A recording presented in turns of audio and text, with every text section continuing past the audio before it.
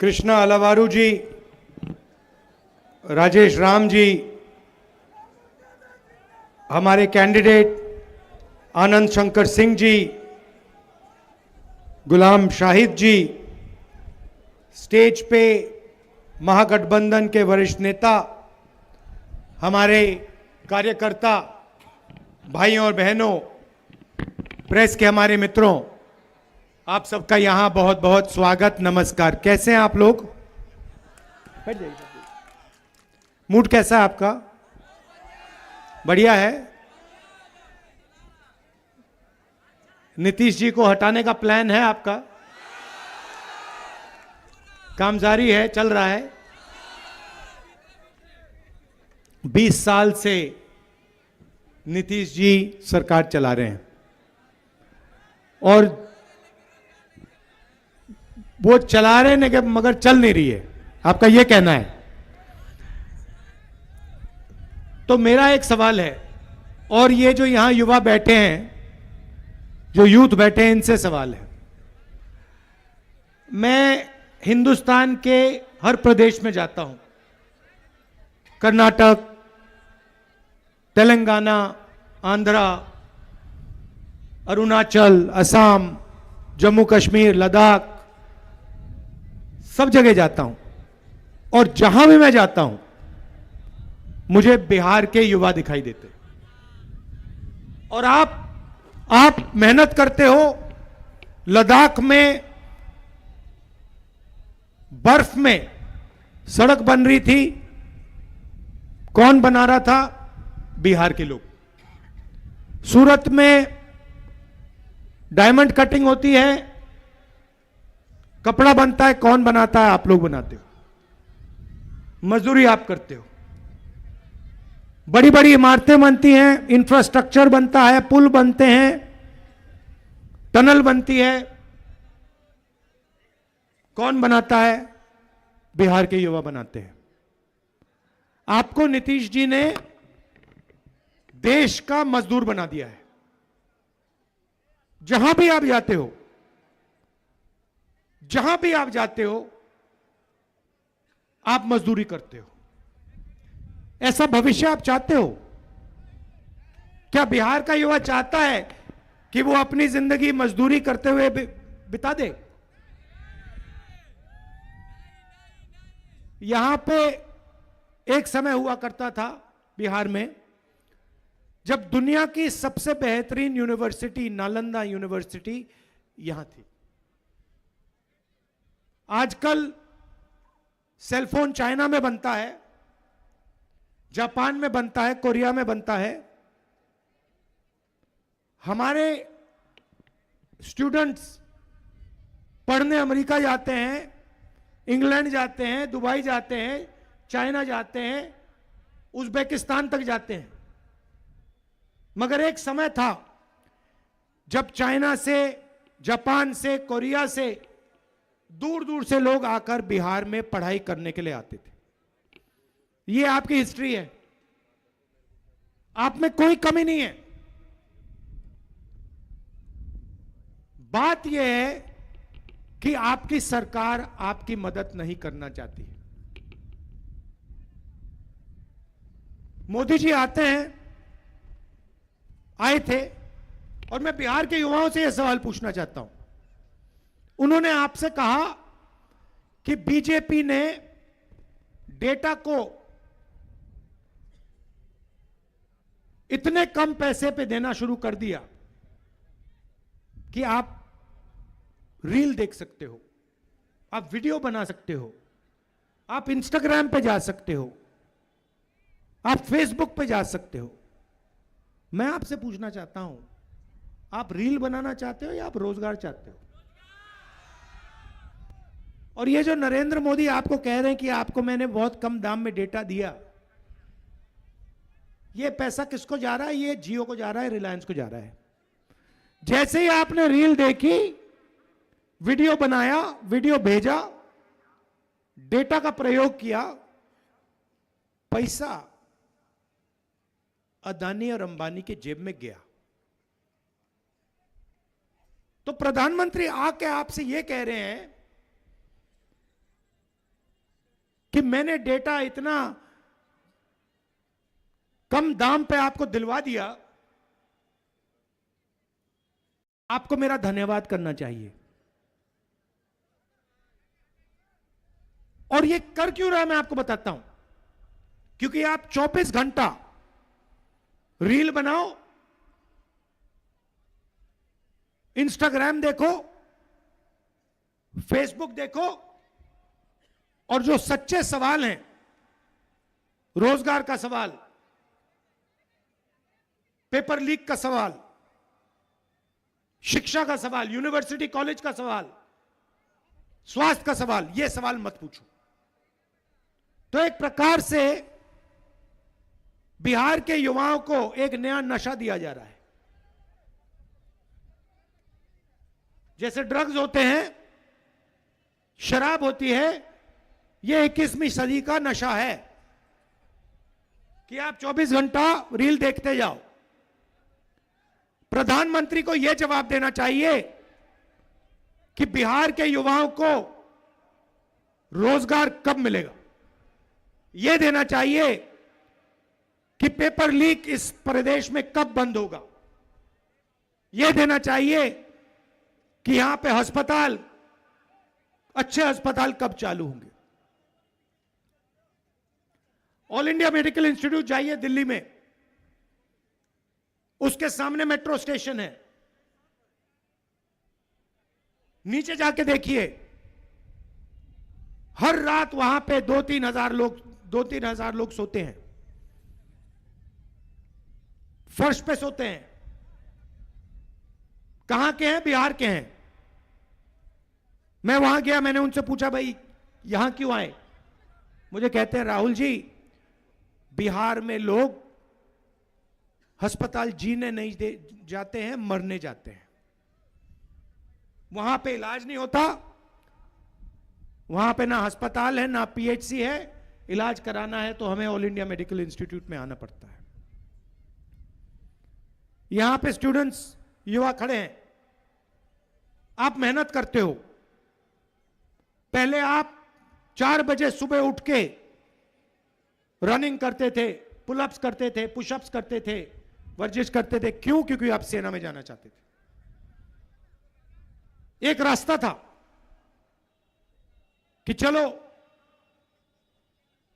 देशभक्ति के रास्ते पे चलते हैं, एयरफोर्स, नेवी, आर्मी में चलो। क्या किया? रास्ता बंद कर दिया। कहा कि नहीं, सेना में तो हम अग्निवीर लाएंगे। अग्निवीर का क्या मतलब है मैं बताता हूं आपको। 4 में से 3 लोग बेरोजगार होंगे, उनको आर्मी से निकाल दिया जाएगा। और किसको रखा जाएगा? अमीर घर के बेटे को रखा जाएगा, जिसकी जान पहचान है उसको रखा जाएगा। और जब युद्ध होगा तो मरेगा कौन? अग्निवीर मरेगा। गोली कौन खाएगा? अग्निवीर खाएगा। और फिर उसके बाद उसको, उसके परिवार को कहा जाएगा कि तुम तो अग्निवीर हो, तुम्हें शहीद का दर्जा नहीं मिलेगा, तुम्हें पेंशन नहीं मिलेगा। तो वो रास्ता बंद किया। दूसरा रास्ता था पब्लिक सेक्टर का, सरकारी कंपनियों का। एचएएल जैसी कंपनी, बीएचईएल जैसी कंपनी, इंडियन ऑयल जैसी कंपनी, ऐसे पहले हजारों कंपनियां हुआ करती थी। इन कंपनियों में दलित, अति दलित, अति पिछड़ा, गरीब, जनरल कास्ट के लोग, अल्पसंख्यक लोग जा सकते थे। सारे के सारे प्राइवेटाइज कर दिए, सारी की सारी प्राइवेटाइज कर दी। किसको दी? अदानी अंबानी जैसे लोगों को दी। वो भी रास्ता बंद किया। और फिर अब बिहार में नया फैशन बना है, जितनी भी पढ़ाई करनी हो कर लो, पेपर के 1-2 दिन पहले पेपर लीक होगा। आपकी पढ़ाई का कोई मतलब नहीं है। अगर आपकी जान पहचान नहीं है, आपके जेब में लाखों रुपए नहीं है, तो पढ़ाई करने का कोई मतलब नहीं है। अगर आप अमीर हो, अगर आप किसी ब्यूरोक्रेट के बेटे हो, जान पहचान है, तो कोई पढ़ने की जरूरत नहीं है। पेपर आपको मिल जाएगा, आप सीधे सरकार की नौकरी पा पाओगे। ऐसा बिहार में नहीं चाहिए। दो हिंदुस्तान बना रखे हैं, एक अरबपतियों का, सूट फूट वालों का, उनसे मोदी जी गले लगते रहते हैं 24 घंटा, उनकी शादियों में जाते हैं, उनके साथ डांस गाना होता है। आपने कभी नरेंद्र मोदी को किसान से गले लगते हुए देखा है? कभी देखा है? छूते हुए देखा है किसान को? किसी मजदूर को छूते हुए देखा है नरेंद्र मोदी को? नहीं। और फिर अभी पूरा ड्रामा कर रहे थे छठ पूजा का, पूरे देश को बताया मैं यमुना में जाके स्नान करूंगा, नहाऊंगा। आपने देखा? वहां पे पीछे से पाइप लगा रखा था, साफ पानी नरेंद्र मोदी के नहाने के लिए लगाया गया था। देखा ना आपने? प्रधानमंत्री को नहाना है तो साफ पानी लाएंगे, यमुना के गंध में नरेंद्र मोदी जी नहीं जाएंगे, आम जनता जाएगी। वो पानी उनको पीना पड़ेगा, मर जाए तब भी पीना पड़ेगा, मगर नरेंद्र मोदी के लिए स्पेशल तालाब बनाया जाएगा और फिर वो बिहार के लिए ड्रामा करेगा, आएगा उसमें नहाएगा। हमारे मीडिया के जो मित्र हैं पाइप नहीं दिखाएंगे, वो गलती से किसी ने पाइप दिखा दिया, नरेंद्र मोदी कहते मैं नहीं नहाऊंगा, अब तो सच्चाई बाहर आ गई। तो ये चल रहा है। अब बिहार के लोगों को लगता है कि नीतीश जी की सरकार है। नीतीश जी का कुछ लेना देना नहीं है। जैसे टीवी पे आप चैनल बदलते हो ना, ठक ठक ठक ठक चैनल बदलते हो ना, वैसे नीतीश जी का चैनल बदलते हैं मोदी जी, शाह जी। बटन दबाते हैं, खट, जो चाहिए नीतीश जी करते हैं। हमने एक निर्णय लिया है जो अभी भाषण में बोला गया, हमारी सरकार बनेगी, गठबंधन की बनेगी तो किसी एक जात की नहीं होगी, किसी एक धर्म की सरकार नहीं होगी। बिहार की, बिहार के युवाओं की, बिहार के किसानों की, बिहार की मजदूरों की सरकार होगी। मैं आपको यह गारंटी देता हूं, महागठबंधन आपको यह गारंटी देता है कि इस सरकार में अति पिछड़ों की आवाज होगी। हमने अति पिछड़ों के लिए स्पेशल मैनिफेस्टो बनाया, उनको रोजगार दिलवाने के लिए, उनकी रक्षा करने के लिए, आरक्षण के लिए। पिछड़ों की सरकार होगी, दलितों की सरकार होगी, अति दलितों की सरकार होगी, माइनॉरिटीज की सरकार होगी और गरीब जनरल कास्ट की भी आवाज इस सरकार में होगी। ये मैं आपको गारंटी दे रहा हूं।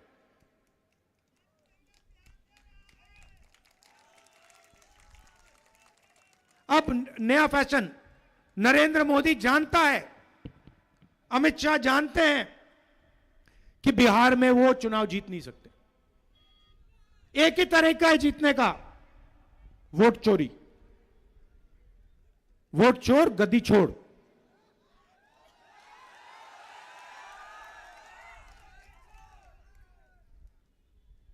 भाइयों और बहनों, इन्होंने महाराष्ट्र का चुनाव चोरी किया, इन्होंने हरियाणा का चुनाव चोरी किया, इन्होंने लोकसभा का चुनाव चोरी किया और अब ये बिहार का चुनाव चोरी करने में लगे हुए हैं।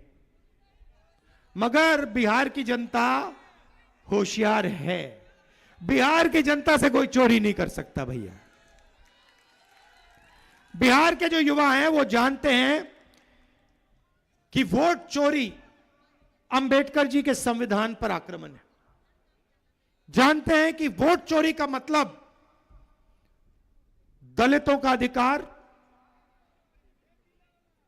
अति पिछड़ों का अधिकार, पिछड़ों का अधिकार, ये सब खत्म हो जाएंगे। देश के लोग जानते हैं कि अगर संविधान नहीं बचा तो देश में सिर्फ नरेंद्र मोदी और अदानी और अंबानी बचेंगे और कोई नहीं बचेगा। आपकी जमीन चली जाएगी, रोजगार नहीं मिलेगा, चाइना का माल यहां बिकेगा, अदानी अंबानी को फायदा होगा, चाइना के युवाओं को फायदा होगा, आपका नुकसान होगा। हम चाहते हैं कि बिहार में एक बार फिर रोजगार आए, इंडस्ट्री लगे, फैक्ट्रियां लगे, बैंक के दरवाजे बिहार के युवाओं के लिए खुले, सिर्फ अदानी अंबानी के लिए नहीं। उनका लाखों करोड़ रुपए कर्जा माफ हो जाता है। बिहार के किसान का कर्जा माफ किया इन्होंने कभी? ले लेता है। तो बीमा योजना लाए हैं, चोरी करने का नया तरीका, किसान से पैसा लेकर प्राइवेट कंपनी को देने का तरीका। हां, ये देखा ना, ये आई बात, ये आई सच्चाई। पैसा बहुत है ना नरेंद्र मोदी जी के पास, अदानी के पास, अंबानी के पास। तो हमने निर्णय लिया है, हमारी कोशिश है कि देखिए ये सेलफोन के पीछे मेड इन चाइना लिखा है। मैं चाहता हूं कि एक ऐसा दिन आए जब इस सेलफोन के पीछे मेड इन बिहार लिखा हो, और चाइना के युवाओं को पता लगे कि बिहार जैसी एक जगह है जहां पे सेलफोन बनता है, कैमरा बनता है, गाड़ियां बनती हैं, हवाई जहाज बनते हैं, और बिहार के युवाओं को रोजगार मिलता है।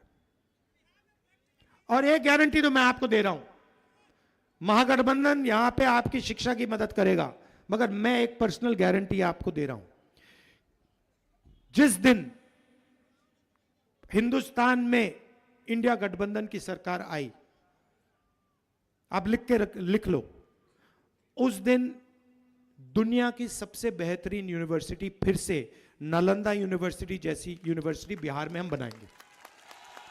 और ऐसी यूनिवर्सिटी बनाएंगे कि ये चाइना वाले, जापान वाले, कोरिया वाले, इंग्लैंड वाले, जर्मनी वाले सारे के सारे बिहार आएंगे। लाइन लगेगी, भैया हमें बिहार में शिक्षा चाहिए, बिहार की जो सबसे दुनिया की सबसे बेहतरीन यूनिवर्सिटी है उसमें हम पढ़ना चाहते हैं। यह हमारा विजन है, सबको लेकर हम चलना चाहते हैं। रोजगार, स्वास्थ्य और शिक्षा की बात करना चाहते हैं। जैसे मैंने यात्रा में कहा, बीजेपी आरएसएस के नफरत के बाजार में मोहब्बत की दुकान खोलना चाहते हैं। यह देश नफरत से नहीं चल सकता, नफरत से सिर्फ नुकसान है देश का, सिर्फ नुकसान है देश का और कुछ नहीं है। और नरेंद्र मोदी ने और अमित शाह ने नफरत फैलाया है, नफरत का जहर इन्होंने इस देश में हर कोने कोने में फैलाने की कोशिश की है। मगर यह देश मोहब्बत का देश है और यह देश नफरत से कभी नहीं चल सकता है। और बिहार की जनता यह सबसे अच्छी तरीके जानती है बात। मोहब्बत की दुकान आप समझते हो, जानते हो। तो इसलिए मैं आपसे कह रहा हूं कि हमारे जो प्रत्याशी हैं उनको पूरा समर्थन दीजिए। यहां पे महागठबंधन की सरकार बनाइए। जहां भी जब भी आपको मेरी जरूरत हो, बिहार की जनता को, चाहे बिहार में, महाराष्ट्र में, कर्नाटक में, अरुणाचल में, जहां भी आपको मदद की जरूरत है, आपको सिर्फ बुलाना है, आपको सिर्फ ऑर्डर देना है, राहुल गांधी इधर आओ, हमारे को मदद चाहिए। और मैं जो भी आप कहोगे मैं करने की कोशिश करूंगा। दिल से आपका मैं धन्यवाद करना चाहता हूं कि आप इतनी दूर दूर से आए, इतने प्यार से आपने मेरी बात सुनी, हमारे बाकी जो नेता थे उनकी बात सुनी। बहुत बहुत धन्यवाद। नमस्कार। जय हिंद, जय बिहार।